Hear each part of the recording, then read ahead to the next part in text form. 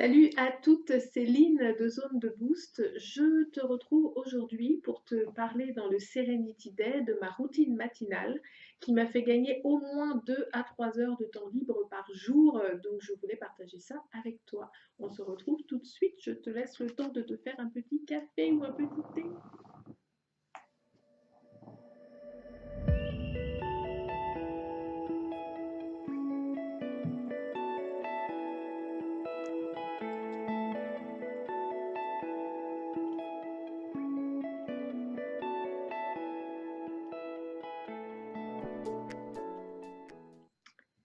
Si tu es comme moi, en général, le matin avant d'aller au boulot, ça ressemble plus à un parcours du combattant qu'à un réveil en bonne et due forme où on va entamer sa journée avec sérénité et plénitude, on est d'accord? En général, ça ressemble pas beaucoup à ça. Et bien, il y a quelques mois de ça, j'ai découvert un bouquin qui s'appelle le Miracle Morning, qui est juste ici. Tu peux le trouver un peu partout, dans les grandes enseignes, j'imagine, sur Internet, etc. Donc ça a été écrit par Hal Elrod, pardon. Donc au début du bouquin, il t'explique son parcours, comment est-ce qu'il en est arrivé là, etc. Parce qu'il lui est arrivé des trucs pas très sympas lui aussi. Il a remis un jour tout en question en appliquant une méthodologie à son matin et à ses réveils. Et à l'intérieur du bouquin, donc, tu as pas mal de choses et tu as comment mettre en place en fait toute sa routine matinale que lui il applique. Et donc moi c'est ce que j'ai commencé à faire il y a quelques mois de ça. J'étais super sceptique parce que pour tout te dire en fait, il te dit qu'il faut te lever au moins 1 heure à 2 heures plus tôt que d'habitude. Et là, en général, moi déjà, je suis une grande, je suis très amoureuse de mon oreiller, de ma couette, donc c'était juste pas possible, quoi. Je me suis dit, attends, le gars, c'est bon, déjà, je me lève entre 6h30 et 7h le matin. S'il faut que je me lève à 5 heures du mat, il est pas bien, lui. Et en fait, finalement, je me suis rendu compte qu'il avait pas si tort que ça. Alors, après, tu peux l'aménager. T'es pas obligé de te lever à 5h30 du mat ou à 5 heures. Il y a des gens qui le font. Personnellement, au fur et à mesure, en fait, au fil des semaines, j'ai réussi à obtenir une routine qui me prend à peu près 45 minutes. Ok? Tout compris.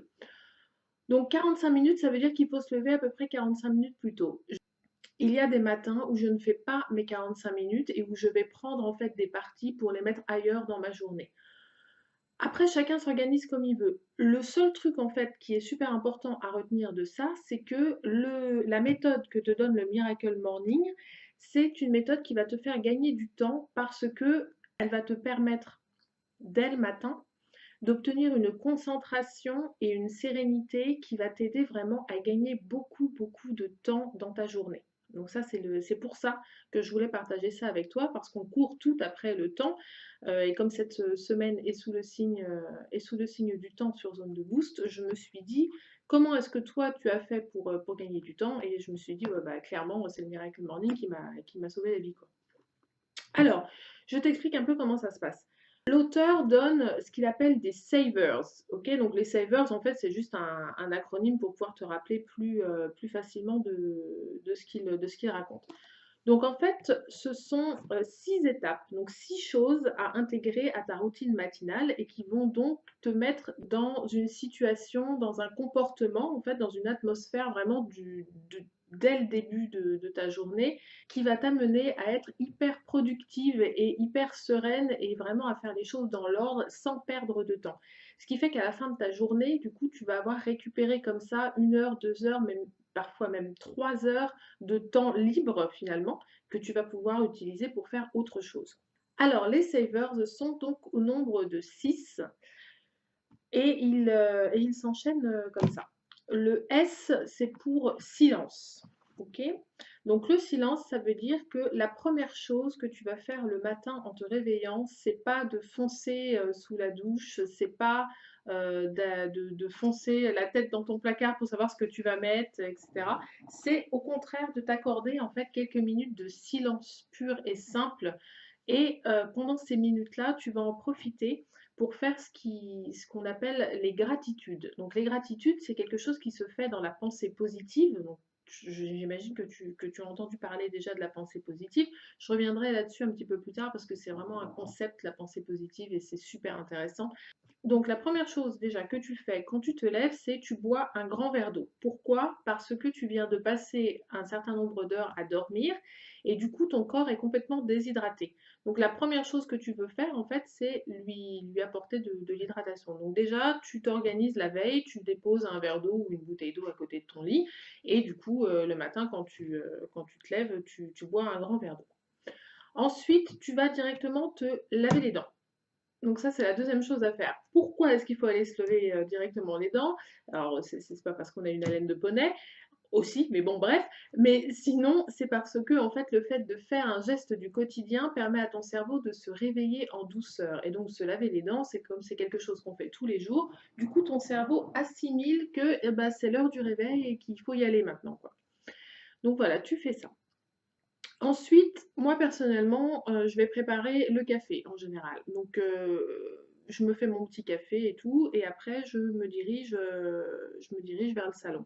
L'auteur conseille de changer de pièce absolument pour pouvoir faire ton Miracle Morning, parce que sinon, si tu le fais dans la même pièce que celle dans laquelle tu dors, ton cerveau n'analyse plus qu'il est dans un concept dans lequel il faut se réveiller. Donc, c'est mieux de changer de pièce si tu en as la possibilité. Si tu vis dans un studio ou quelque chose comme ça, essaye peut-être d'investir dans un paravent ou un truc comme ça, ce qui fait qu'en fait le matin, juste avant de faire ton Miracle Morning, hop, tu tires le paravent et tu te crées vraiment ta petite bulle avec ton paravent, ton pouf, une ou deux petites plantes mignonnes, tu vois, un truc comme ça. Des bougies, machin, enfin bref, après tu fais comme tu le sens, mais il faut vraiment que ce soit un espace à toi, vraiment un espace cocon. Et moi, mon espace cocon, bah tu vois, là on est dedans en fait. C'est ici que je fais mon Miracle Morning tous les matins parce que je m'y sens bien, je suis dans mon coin de canapé, je suis là, je suis sur mon pouf, voilà, donc ça me convient bien. Donc la première chose à faire, c'est donc le silence. Donc tu vas t'asseoir en fait dans ce qui s'appelle une posture digne. Donc une posture digne, en fait, c'est le dos droit euh, et pas avachi ou pas allongé, ça n'a aucun intérêt. Donc alors moi personnellement, j'ai un début d'hernie discale. Donc, c'est super dur pour moi de rester assise, le dos droit, très très longtemps. En général, je me fais mal. Et là, j'ai découvert une posture, il faut absolument que je partage ça avec toi. J'ai pris un pouf, en fait, donc un pouf vraiment qui doit faire à peu près ça d'épaisseur. Donc, ça fait quoi? Ça fait à peu près une trentaine de centimètres d'épaisseur, d'accord? Et je m'assois vraiment au bord, je croise mes jambes de façon à ce que mes genoux viennent presque toucher par terre, en fait. Et finalement, du coup, en faisant ça, j'ai le dos qui se redresse naturellement et c'est super agréable comme posture. Je peux rester assise comme ça pendant des heures, chose que je ne pouvais vraiment pas faire du tout avant. Donc, je te partage ce truc-là si jamais un jour, si jamais tu en as besoin. Donc voilà, donc du coup, je m'assois comme ça, les jambes croisées, et après, donc tu mets les mains sur les genoux, ou à côté, ou comme tu veux, ou sur les cuisses, et tu vas, alors moi personnellement, je le fais pas en fermant les yeux, parce que si je le fais en fermant les yeux, j'ai tendance à somnoler, et du coup, et du coup, ça marche pas. Donc, ce que je garde les yeux ouverts, mais par contre, ce que je fais, c'est que je mets une petite bougie devant moi, donc soit sur la table ou par terre ou vraiment à proximité, et je regarde en fait cette bougie, ok? Et là, pendant, je vais te dire à peu près 5 minutes, entre 5 et 10 minutes, je vais vraiment me concentrer pour apprécier le silence qu'il y a autour de moi. Et c'est pour ça que si tu as une famille et que tu vis avec des gens, il faut que tu fasses ça impérativement avant qu'ils se lèvent le matin, parce que sinon le silence c'est foutu. Moi je sais, on n'est déjà que deux ici, et je sais que si je le fais et que mon homme est déjà réveillé, j'entends la douche, j'entends les vêtements, j'entends le pied qui se cogne dans le lit, enfin bon bref, tu vois bien, donc c'est pas la peine, ça fonctionne pas. Donc il faut vraiment essayer de le faire avant tout le monde le matin. C'est pas toujours évident, mais bon, essaye de le faire quand même. Donc tu t'assois là et puis tu réfléchis en fait à ce pourquoi tu pourrais adresser tes gratitudes. D'accord? Donc les gratitudes, c'est ce pourquoi tu voudrais remercier la terre entière. Tu n'es pas obligé d'y mettre une dimension religieuse ou une dimension spirituelle, d'accord? Moi personnellement, je ne le fais pas. Mais par contre, je considère qu'on est quand même tous liés les uns aux autres par une espèce d'énergie un peu bizarre comme ça qui nous relierait tous. Je ne suis pas une fanatique du mysticisme, d'accord? Mais par contre, bon, j'ai constaté quand même qu'il y avait des choses qui se passaient et que c'était quand même plus ou moins marrant. Donc, Je commence ma journée en faisant 5 minutes, entre 5 et 10 minutes de silence complet et pendant ces 5 à 10 minutes, je remercie pour tout ce que j'ai. Donc comme j'ai une vie un peu simple, je remercie finalement pour les choses, pour lesquelles on ne fait plus attention, mais qui, permettent quand même d'avoir un bon socle, dans ta vie. C'est-à-dire que, par exemple, je remercie d'avoir un appartement agréable. Je remercie, de pouvoir, en ce moment, rester chez moi et pouvoir profiter de mon temps pour m'occuper de moi. Je remercie, d'avoir rencontré, l'homme de ma vie et cetera. Donc je fais comme ça des gratitudes sur pas mal de choses et du coup, le fait de faire ça, ça permet vraiment de commencer sur une bonne note, sur une note vraiment sereine, sur quelque chose où tu as envie du coup de vivre ta journée parce que déjà, tu te rends compte que tu as plein de choses dans ta vie qui t'apportent, du bonheur, de l'amour et cetera. Donc c'est vraiment une bonne technique pour commencer sa journée, OK? Ensuite, tu passes au A. Donc le A, c'est A pour affirmation. Alors les affirmations, tu vas prendre en fait quelques minutes pour, rédiger, d'accord? Une série de choses qui vont t'amener là où tu veux aller, d'accord? Par exemple, si tu as tendance à te broyer du noir, si tu as tendance à broyer du noir, si tu as tendance à voir toujours, le verre à moitié vide plutôt que le verre à moitié plein, d'accord? Tu peux rédiger une affirmation où tu vas finalement te dire à toi-même: «OK, à partir d'aujourd'hui, j'arrête de broyer du noir», d'accord? «J'arrête de broyer du noir parce que ça va m'amener nulle part de broyer du noir, finalement et je vais y arriver». Et c'est sûr et certain que je vais y arriver. Et il faut vraiment que tu sois mais convaincu jusqu'au fond de tes tripes quand tu rédiges ce truc-là. Et du coup, le matin, juste après avoir fait ton silence, tu vas passer peut-être 2 ou 3 minutes ou 5 ou 10 dépendant. Tu peux en mettre plusieurs des affirmations pour dire ces affirmations à voix haute. OK? Alors au départ, tout le monde va te prendre pour une folle, hein, c'est sûr et certain.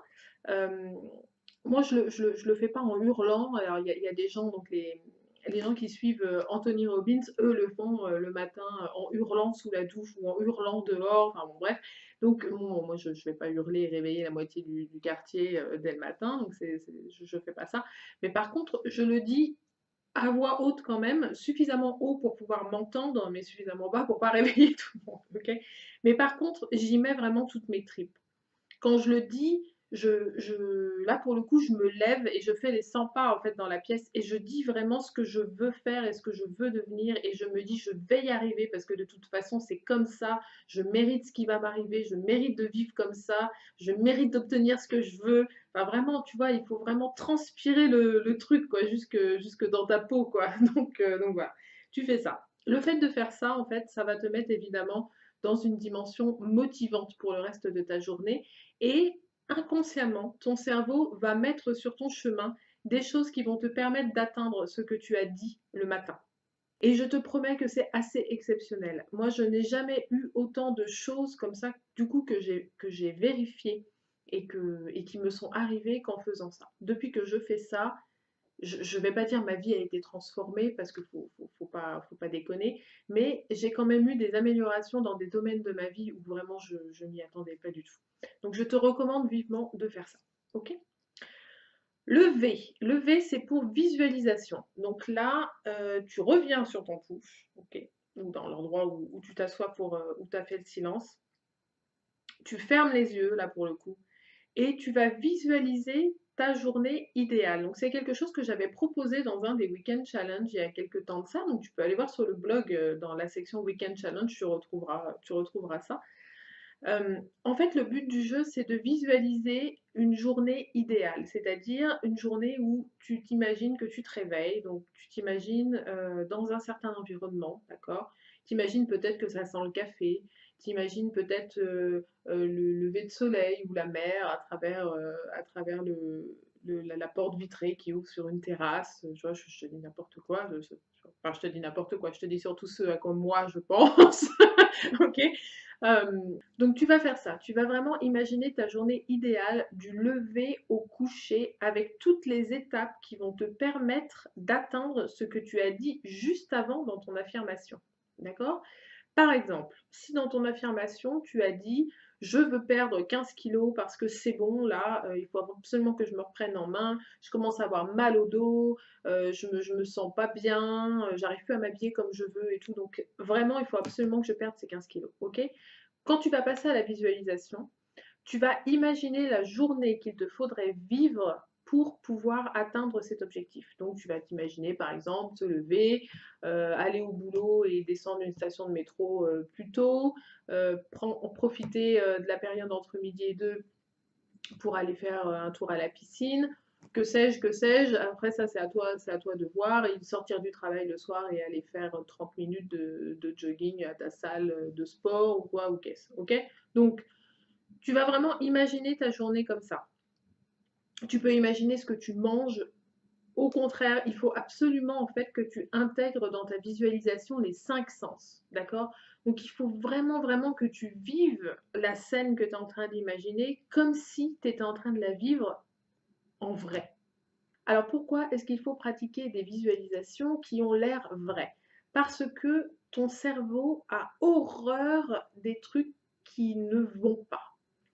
Donc si tu commences à lui donner une image qui a vraiment l'air réelle, pour lui, c'est censé être un souvenir. Ok? À partir du moment où il va se rendre compte que ce que tu lui proposes, ce n'est pas un souvenir parce que ce n'est pas encore arrivé, du coup, ça va lui poser un problème. Et il va faire tout, si tu continues en fait à lui donner les mêmes images et à lui donner ce même scénario qui ressemble vraiment de près à la réalité parce que tu auras utilisé tes 5 sens, ton cerveau va faire en sorte qu'ils deviennent réels. Et du coup, pareil, il va te faire remarquer des choses et il va te faire faire des choses qui vont t'amener à réaliser au fur et à mesure ce que tu auras visualisé. Donc voilà, ça c'est une autre technique. C'est une technique d'ailleurs qui est tirée directement de la programmation neurolinguistique, hein, encore une fois. Donc ça c'est vraiment des techniques qui fonctionnent vraiment. Ça, essaye-le au départ sur un petit objectif, vraiment un petit truc. Comme, je sais pas, essayer de manger 5 fruits et légumes par jour, par exemple, tu vois, je te dis, c'est un exemple comme un autre, de toute façon, ça peut pas faire de mal. Donc, tu essayes vraiment de pratiquer ce truc-là là-dessus et tu vas voir, c'est vraiment bluffant. Et si tu fais par exemple le challenge manger 5 fruits et légumes par jour impérativement pendant le reste de ta vie finalement, tu vas te rendre compte par exemple que tu as un primeur ou que tu passes tous les jours devant quelqu'un qui vend des fruits et légumes que tu n'avais jamais remarqué. C'est un truc de malade. Pourquoi? Parce que ton cerveau, lui, il sait, il veut absolument t'amener les 5 fruits et légumes par jour. Du coup, il va focaliser sur les 5 fruits et légumes par jour. Et aussitôt que tu vas croiser un fruit ou un légume, tu vas plus voir que ça, quoi. Donc tu vas voir, essaye, franchement, c'est assez bluffant. Ok, donc ça c'était pour le visualisation. Le E, c'est pour exercice physique. Alors, je ne te demande pas d'aller courir un marathon tous les matins ou d'enfiler tes baskets pour aller faire du jogging si jamais tu ne le fais pas. Personnellement, donc comme je te le disais au début de la vidéo, j'ai un début d'hernie discale, donc il y a très très peu d'activité physique que je peux me permettre de pratiquer malheureusement. Donc j'ai trouvé une activité qui me permet, enfin deux en l'occurrence, mais bon, il y en a une que je ne peux pas pratiquer chez moi, donc c'est un peu compliqué de le faire le matin au réveil. Donc la première, c'est l'aquabike. L'aquabike, c'est vraiment quelque chose qui m'a sauvé la vie. C'est la seule activité que je peux faire avec mon dos. Mais bon, évidemment, j'ai pas de matériel d'aquabike chez moi, ça va sans dire. Donc, du coup, je suis obligée d'aller à l'extérieur pour faire mes séances. Mais par contre, ça, c'est quelque chose de très très bon pour le dos. Toujours est-il que là, dans le cadre du Miracle Morning, je me suis acheté une Swiss Ball, ok? Donc, je suis été dans un magasin de sport, hein, j'ai dû payer ça 12 euros, je crois, quelque chose comme ça. Je me suis acheté une Swiss Ball et je m'en sers pour plusieurs choses. Je m'en sers pour faire mon Miracle Morning parce que j'ai trouvé sur YouTube des vidéos gratuites de séances de pilates avec des Swiss balls. Et c'est quelque chose qui est très très très abordable. Et moi j'arrive à le faire avec un début d'hernie discale sans me faire mal. Donc tu peux y aller, à mon avis tu peux y aller. Après c'est vraiment fonction de chacun. C'est sûr que si ça fait 15 ans que tu n'as pas fait de sport, comme c'était mon cas il y a encore quelques mois, hein, ça faisait super longtemps que j'avais pas fait de sport. Et grâce à ça, au pilates avec la Swiss ball, j'ai réussi vraiment à me remettre au moins à me bouger. Je dis pas que je transpire sang et eau, d'accord, mais par contre j'arrive quand même à me bouger. Donc le matin, dans ton Miracle Morning, il faut absolument que tu intègres de l'exercice physique. Ça peut être un quart d'heure, 20 minutes de Swiss ball si jamais tu as le temps, mais ça peut être des choses beaucoup plus beaucoup plus compacte que ça. Tu peux par exemple dire à partir d'aujourd'hui, quand je me lèverai le matin, je ferai une série de 25 abdos. D'accord? Et tous les matins, tu fais ta série de 25 abdos. Donc c'est sûr que tu vas pas obtenir des résultats de malade dans l'espace de 3 jours ou 4 jours ou une semaine, mais par contre sur la durée. T'imagines qu'à la fin de l'année, si tu as fait 25 abdos par jour, ou d'ici l'été prochain, là on est à Noël, si tu fais ça tous les jours, pendant, ça va te prendre quoi 25 abdos, 5 minutes à peine. Si tu fais ça tous les jours jusqu'à l'été prochain, à mon avis, ça va claquer quoi.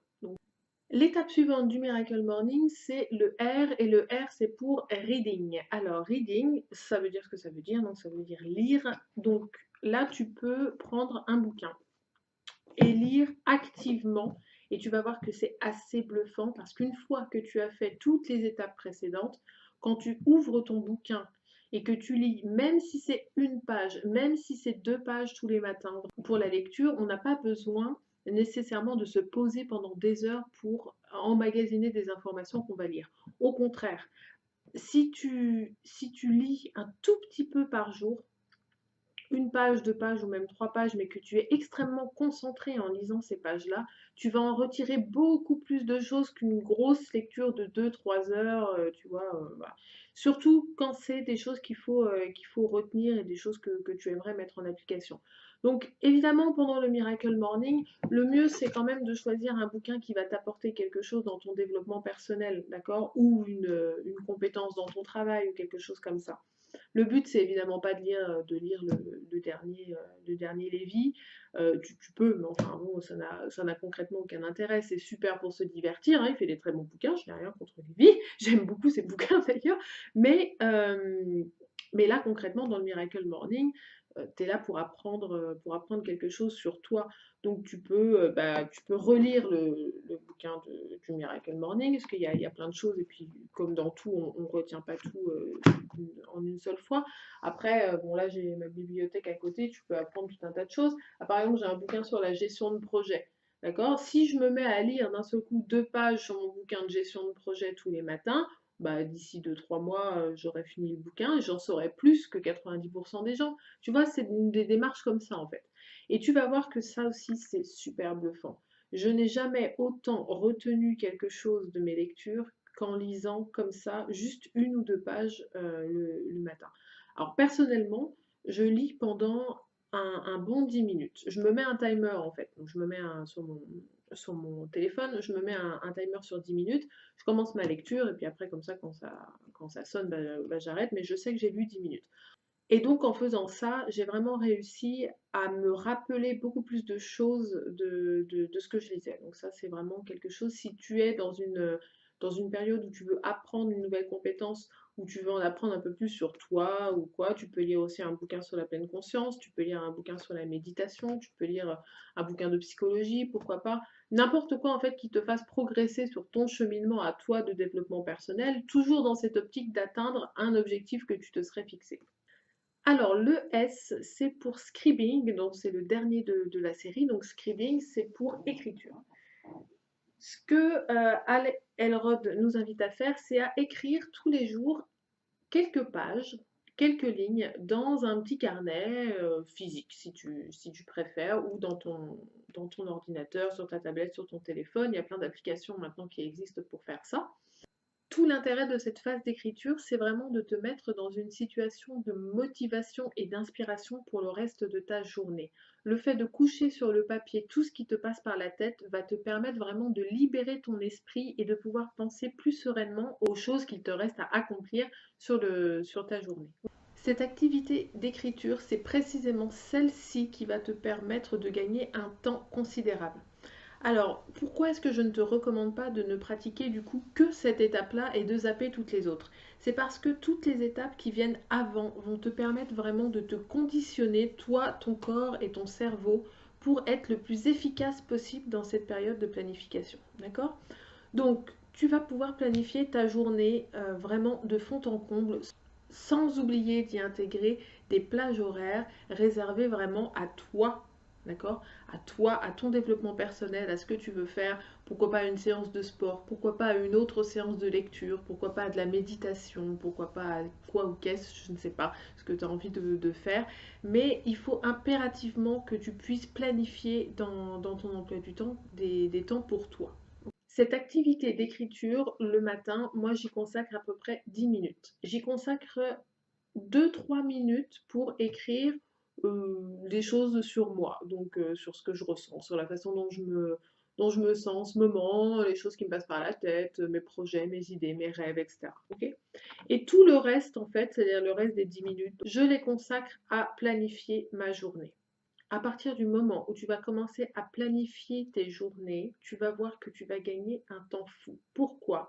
Parce qu'il y a une loi en fait sur le temps, donc c'est un scientifique qui nous a dit ça, que plus tu accordes de temps à une tâche, plus tu as tendance à aller jusqu'au bout de ton temps imparti pour la faire.